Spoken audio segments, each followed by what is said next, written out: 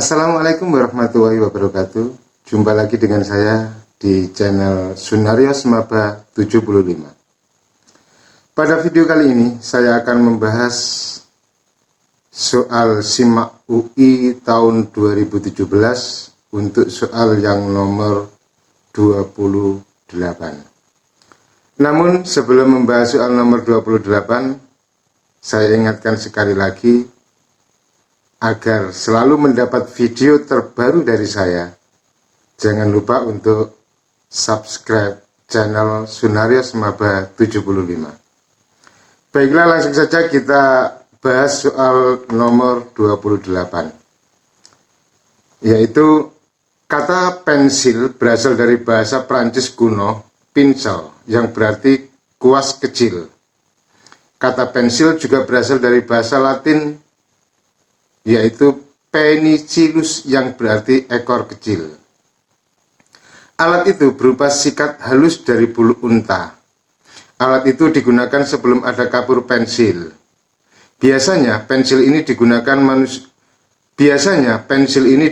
menulis naskah pada daun lontar. Sebelum tahun 1560-an, Greignoux menentukan endapan granit. Dua tanda baca yang salah pada paragraf di atas adalah, yang pertama adalah tanda koma setelah pincel dan tanda petik tunggal pada ekor kecil. Jawaban B, tanda petik tunggal pada ekor kecil dan koma setelah biasanya. Jawaban C, tanda koma setelah biasanya dan tanda koma setelah 1560-an. Jawaban D, tanda koma setelah knots dan tanda petik pada kuas kecil. Dan jawaban E, tanda koma setelah kuno dan tanda koma setelah biasanya. Baiklah, kita bahas satu persatu. Tanda koma setelah pincel, kita lihat, dan tanda petik tunggal pada ekor kecil.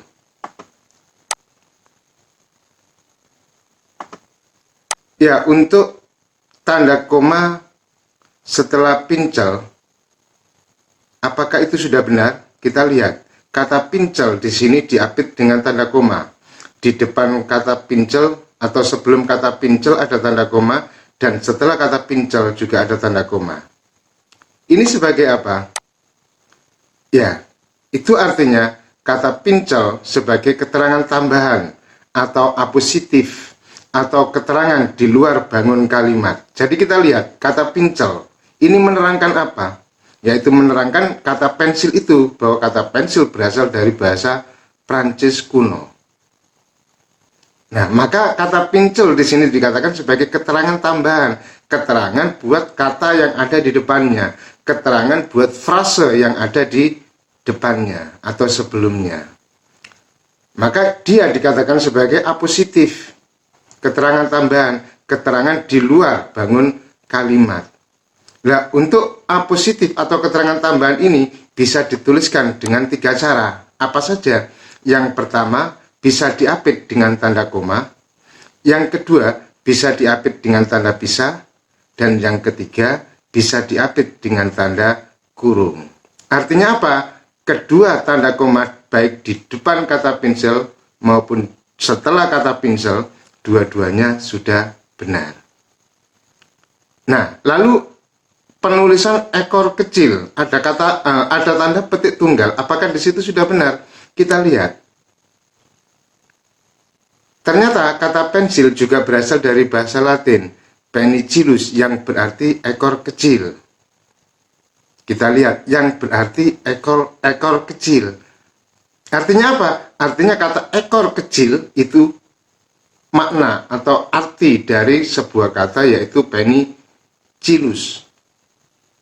Nah, ternyata ini sama juga dengan kuas kecil.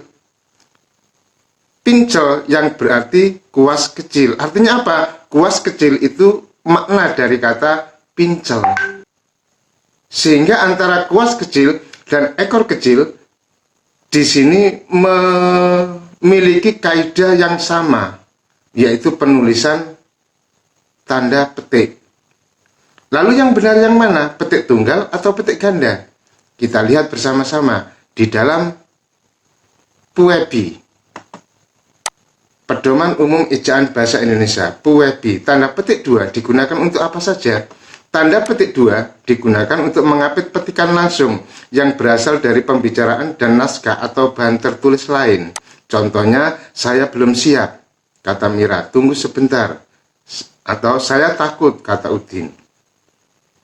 Nah, ternyata di sini bukan. Karena yang tadi bukan petikan langsung, tapi yang tadi adalah makna dari sebuah kata atau istilah. Kuas kecil atau ekor kecil itu dua-duanya makna dari sebuah istilah atau sebuah kata. Jadi kaidah yang pertama atau aturan yang pertama di sini belum bisa menjawab penulisan tanda petik pada kata kuas kecil maupun ekor kecil.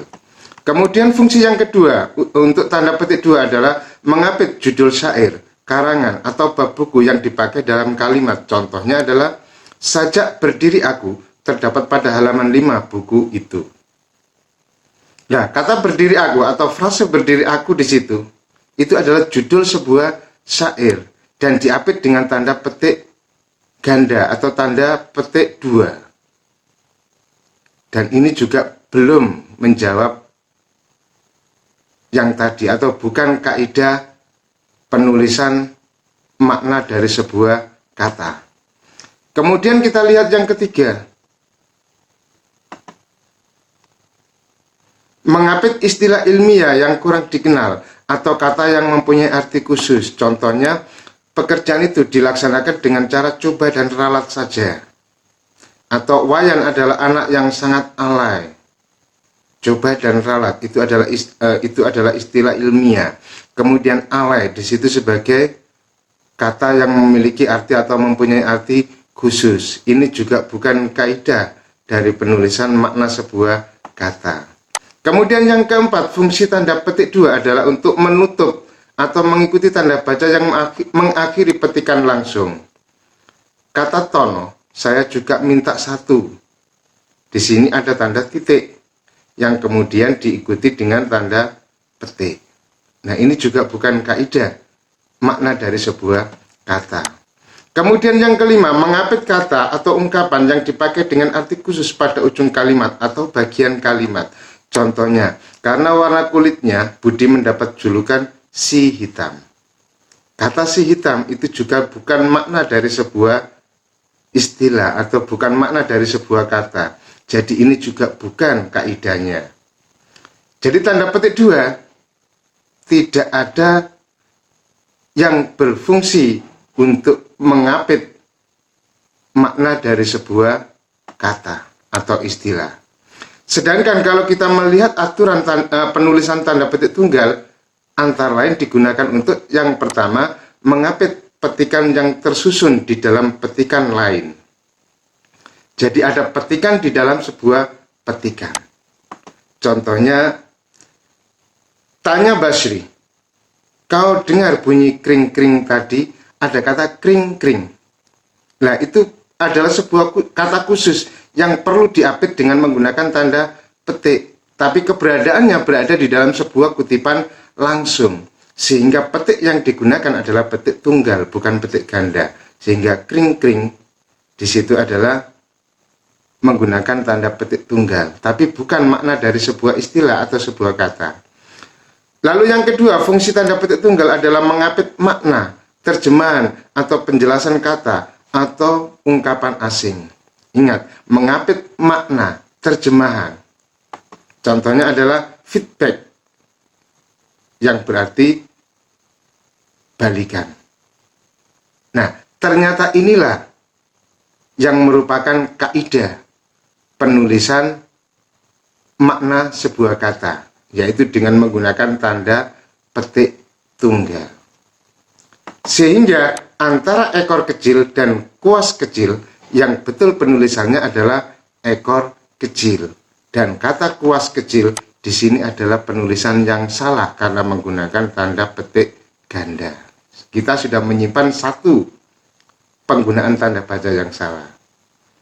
Oke, kita lanjut. Kemudian jawaban B, tanda petik tunggal pada ekor kecil dan koma setelah biasanya. Kita lihat tadi, ekor kecil penulisannya sudah betul. dan koma setelah kata biasanya. Kata biasanya di situ diakhiri dengan tanda koma. Nah, sebelum kita mengetahui apakah penulisan tanda koma di situ benar atau salah, kita juga perlu untuk menganalisis imbuhan atau penulisan nya. Untuk penulisannya di sini juga ada dua kemungkinan. Ada dua kemungkinan. Adanya yang mungkin akan menjadi subjek. Kapan itu? Jika nya di situ berposisi sebagai pronomina persona atau kata ganti milik, atau biasa juga disebut dengan istilah klitika. Kapan nya dikatakan sebagai pronomina persona atau kata ganti milik atau klitika? Jika nya di situ menyatakan nama orang yang ada pada kalimat sebelumnya. Jadi kalau nya di situ menyatakan sebagai kata ganti orang yang ada pada kalimat sebelumnya, maka nya di situ berposisi sebagai subjek. Namun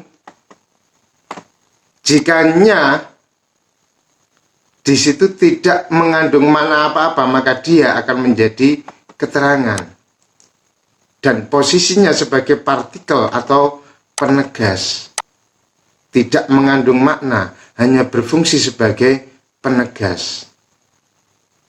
Nah, karena berfungsi sebagai penegas, makanya di situ menyebabkan kata yang dilekatinya hanya berposisi sebagai keterangan. Contohnya banyak sekali di sini. Ada kata akhirnya, agaknya, rupanya. Nah, kalau ada kata-kata semacam itu, maka kata-kata itu berposisi sebagai keterangan. Nya di situ tidak mengandung makna apa-apa, bukan sebagai kata ganti, tidak merujuk pada kata yang ada di depannya, tidak merujuk pada kata yang ada pada kalimat di depannya, sehingga nya di situ berposisi sebagai keterangan. Nah, apabila keterangan itu berada di awal kalimat, maka keterangan harus diakhiri dengan tanda koma.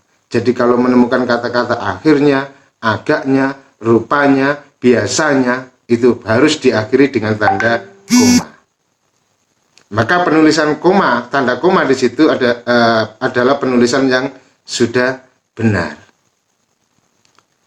Kemudian jawaban C, tanda koma setelah biasanya dan tanda koma setelah 1560-an. Kita lihat 1560-an. Seperti yang saya katakan tadi, apabila sebuah keterangan berada di awal kalimat, maka keterangan itu harus diakhiri dengan tanda koma. Maka sebelum tahun 1560-an, nah di sini sebagai keterangan, maka penulisan tanda koma di situ sudah benar. Sehingga jawaban C, setelah kata biasanya ada koma, dan setelah kata 1560-an ada koma, dua-duanya sudah benar. Lalu kita lanjut jawaban D. Tanda koma setelah knot dan tanda petik pada kuas kecil. Tanda koma setelah knot kita lihat Gary Knot menentukan. Nah, di sini Gary Knot menentukan. Kita lihat predikatnya yang mana? Ya betul, menentukan ini yang menjadi predikat. Sehingga yang di awal atau di depannya Gary Knot ini sebagai subjek. Ingat, subjek dan predikat memiliki hubungan yang sangat erat dan tidak bisa dipisahkan oleh apapun, termasuk tanda koma. Maka tanda koma tidak bisa memisahkan antara subjek dan predikat, sehingga tanda koma setelah kata Knots, Gary Knots, di situ adalah penulisan yang salah. Maka jelas di situ jawabannya adalah yang D, yaitu tanda koma setelah Knots, di situ penulisan yang salah, dan tanda petik pada kuas kecil, di situ juga penulisan yang salah. Demikian pembahasan soal SIMAK UI soal nomor 28. Mudah-mudahan ada manfaatnya, dan jangan lupa untuk mendapatkan video-video saya yang terbaru. Jangan lupa untuk subscribe channel Sunario Semaba 75. Terima kasih, dan saya akhiri. Wassalamualaikum warahmatullahi wabarakatuh.